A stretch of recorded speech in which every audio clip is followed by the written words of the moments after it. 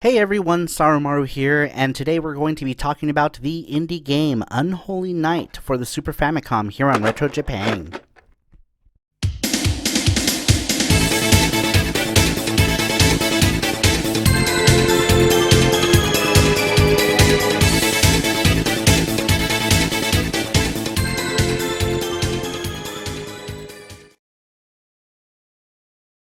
A few days ago, BlazPro released Unholy Night for the Super Famicom, and pre-orders have started making its way to those who bought it.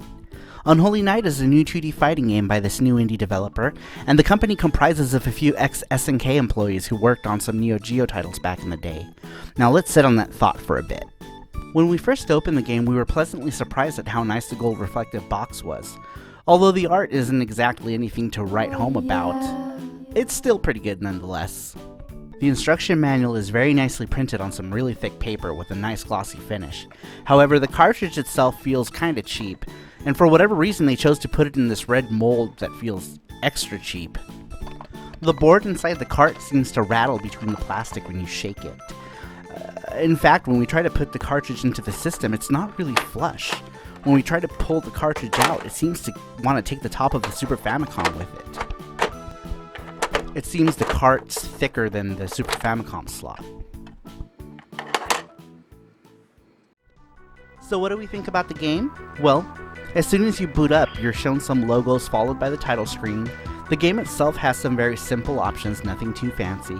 You can change the game into English, and letting you play the game in some very interesting English, might I add.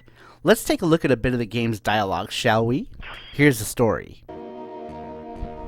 There is a rumor between those living in the Battle of Dark Side. Coffin of the strongest vampire in medieval, Catatonia had been carried out by someone. For the reason of revival, he has moved into Dragon Palace to gather Dragon Aura.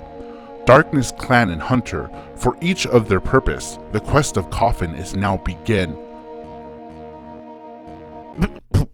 What?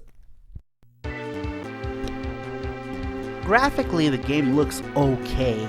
The sprite work is decent and the backgrounds are nicely drawn. But the frame rate of this game is abysmally slow. I mean, I'm recording this at about 60 frames per second at 720p. All this choppiness you see happening here comes from the game itself.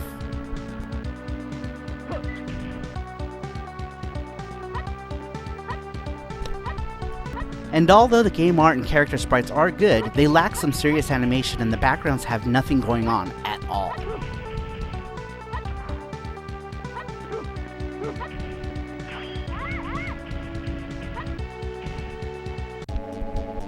This is a 32 meg cart, guys. What did you do with all the space? I mean, I've seen smaller sized fighting games do way more with less, and a lot more going on than this one. Even the early SNES fighting game Power Moves had way more going on, and that's only an 8 meg game.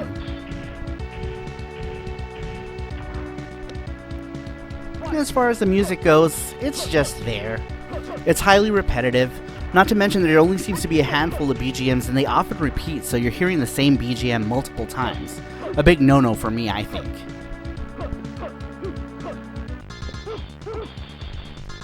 And you know how I said this game was made by ex-SNK employees?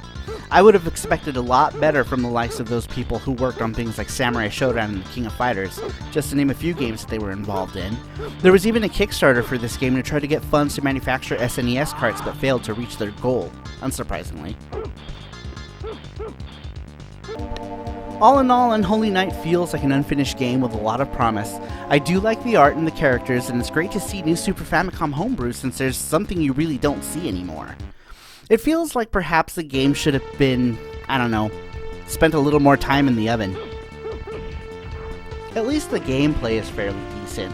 It can be pretty fun, and you can get some combos here and there, but it's nothing too spectacular, and it doesn't really balance out. If the game just looked a little better, along with the pretty good gameplay, I think this would have been a much more enjoyable game.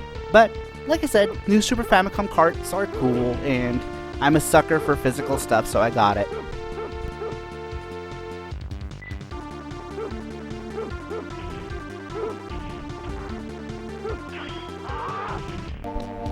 So what do you think about new games coming out for old systems, and what are some of your favorite homebrews? Let me know in the comments below. And that concludes this mini review of Unholy Night for the Super Famicom here on Retro Japan.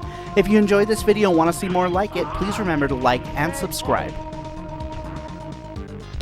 Shoutouts go to Ruben Vaquer, George Gia, Cybergirl007, The Crazy Cubano, Bobby Sandoval, and Solus for Champ for supporting me on Patreon, which you can check out in the description. And I'll see you all next time.